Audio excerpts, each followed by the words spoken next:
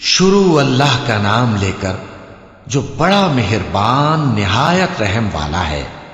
ان فرشتوں کی قسم جو ڈوب کر کھینچ لیتے ہیں اور ان کی جو آسانی سے کھول دیتے ہیں اور ان کی جو تیرتے پھرتے ہیں پھر لپک کر آگے بڑھتے ہیں، پھر دنیا کے کاموں کا انتظام کرتے ہیں کہ وہ دن آ کر رہے گا جس دن زمین کو بھونچال آئے گا، پھر اس کے پیچھے اور بھونچال آئے گا۔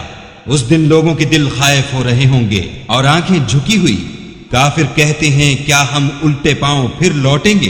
بھلا جب ہم کھوکھلی ہڈیاں ہو جائیں گے تو پھر زندہ کیے جائیں گے؟ کہتے ہیں کہ یہ لوٹنا تو موجب زیاں ہے، وہ تو صرف ایک ڈانٹ ہوگی۔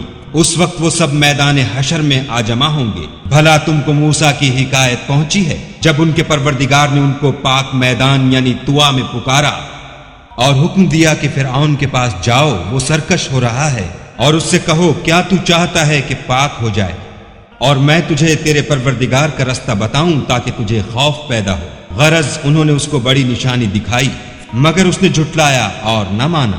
پھر لوٹ گیا اور تدبیریں کرنے لگا اور لوگوں کو اکٹھا کیا اور پکارا، کہنے لگا کہ تمہارا سب سے بڑا مالک میں ہوں۔ تو خدا نے اس کو دنیا اور آخرت دونوں کے عذاب میں پکڑ دیا۔ جو شخص خدا سے ڈر رکھتا ہے اس کے لیے اس قصے میں عبرت ہے۔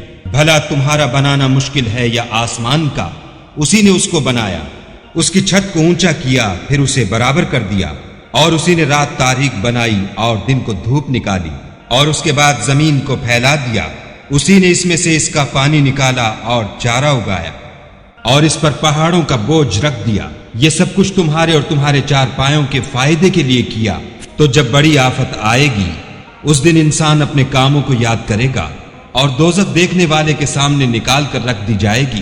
تو جس نے سرکشی کی اور دنیا کی زندگی کو مقدم سمجھا اس کا ٹھکانہ دوزخ ہے، اور جو اپنے پروردگار کے سامنے کھڑے ہونے سے ڈرتا اور جی کو خواہشوں سے روکتا رہا اس کا ٹھکانہ بہشت ہے۔